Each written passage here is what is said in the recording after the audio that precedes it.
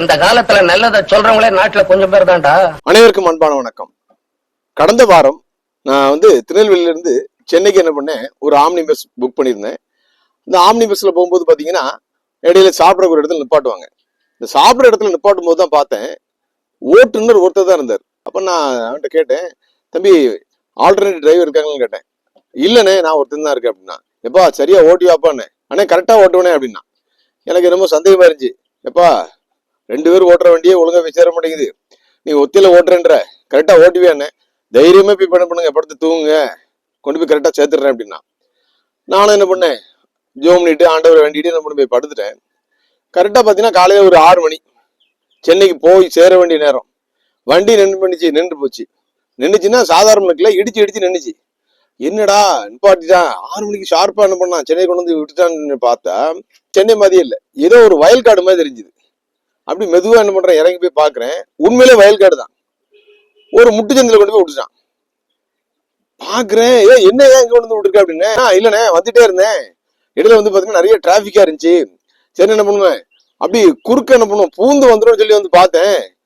திடீர்னு பார்த்தா டீசல் இல்லாம என்ன பண்ணி வண்டி நின்று போச்சு அப்படின்னு. சரி மெயின் ரோட்ல நின்றுக்கலாம்ல, நான் என்ன பண்ணுவேன், ஏதாவது வேற பஸ் பிடிச்சு போயிருப்பேன் அப்படின்னு. இல்லைண்ணா இந்தாங்க ஒரு 5 நிமிஷம் ரெடி பண்றேன்னு சொல்லி என்ன பண்ணான், எவ்வளவோ என்ன பண்றான் ட்ரை பண்ணி பார்த்தான். பக்கத்துல பெட்ரோல் பல்க் இருக்குது, அங்க போய் என்ன பண்ணா டீசல் பிடிச்சு கொண்டு வந்து ஊத்தி பார்த்தான், எடுத்து பார்த்தான், முடியல அவனால.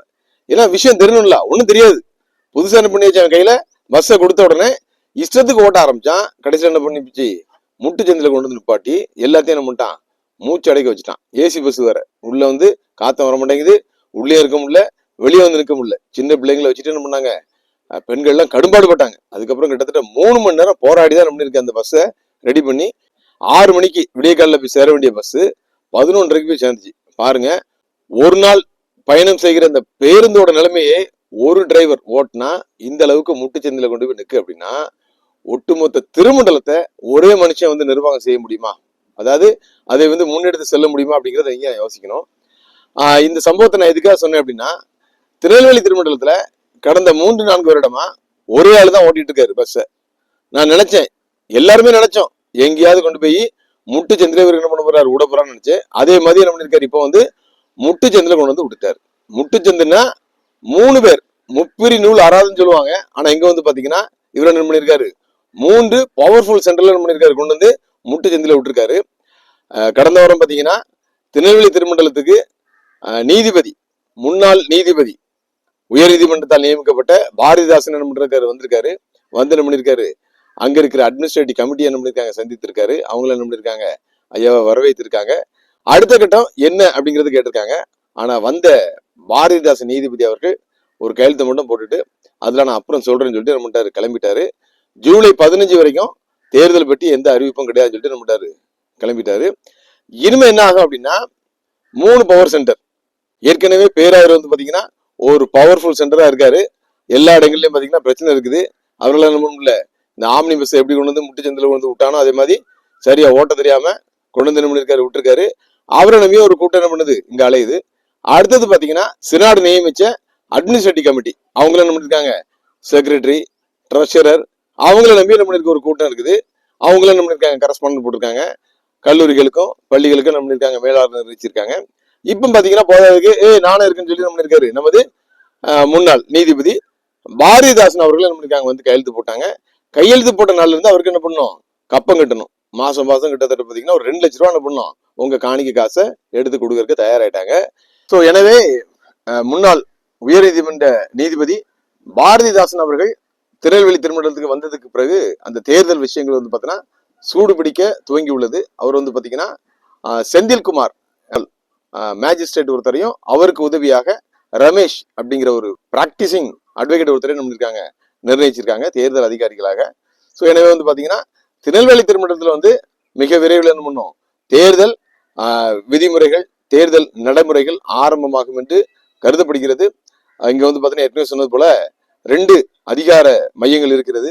இவர்கள் என்ன பண்ணுவாங்க, தேர்தலுக்கு எப்படி ஒத்துழைப்பு கொடுப்பாங்க, எப்படி தேர்தல் நடக்க போகிறதுன்னு தெரியவில்லை. ஏற்கனவே என்ன பண்ணிருச்சு, 2 திருப்ப தேர்தல் அறிவிச்சு தேர்தல் நடக்க போற நேரத்துல நின்று போச்சு.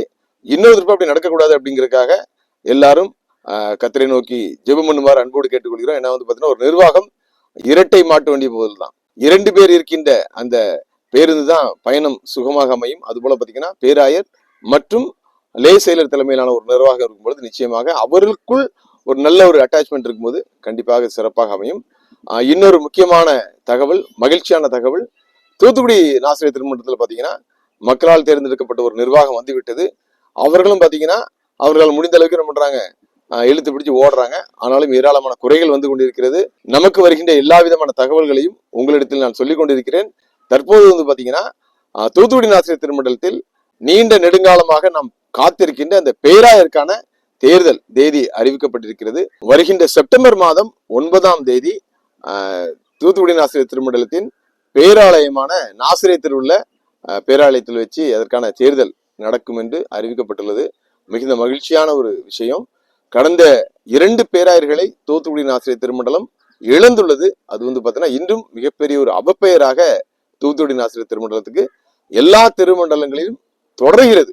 இந்த முறை தேர்ந்தெடுக்க போகின்ற பேராயர் என்னை பொறுத்தவரை அணிகள் சார்ந்தவர்களாக இல்லாமல் ஆண்டவரை சார்ந்தவர்களாக இருக்க வேண்டும். அப்படிப்பட்ட நபர்கள் வந்தால் மட்டும்தான் இந்த திருமண்டலத்தின், இந்த பேராயத்தின் பெருமை காப்பாற்றப்படும். ஊழியங்கள் உன்னத நிலைமைக்கு வரும். அனைத்து காரியங்களும் செவ்வனே நடக்கும். அதற்கு வந்து பாத்தீங்கன்னா அவர் யாரையும் சாராமல் யெகோவா தேவனை சார்ந்தவராக தான் சுயமாக நன்மை தீமை எதுவென்று தெரிந்து முடிவெடுக்கின்ற ஒரு பேராயராக நமக்கு வேண்டும்.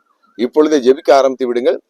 தொடர்ந்து தூத்துக்குடி நாசிரியர் திருமண்டலமாக இருக்கட்டும், திருநெல்வேலி திருமண்டலமாக இருக்கட்டும், அனைத்து சிஎஸ்சி திருமண்டலங்களும் சிறப்பாக கர்த்தரின் சித்தத்தை செய்வதாக இருக்க வேண்டும்.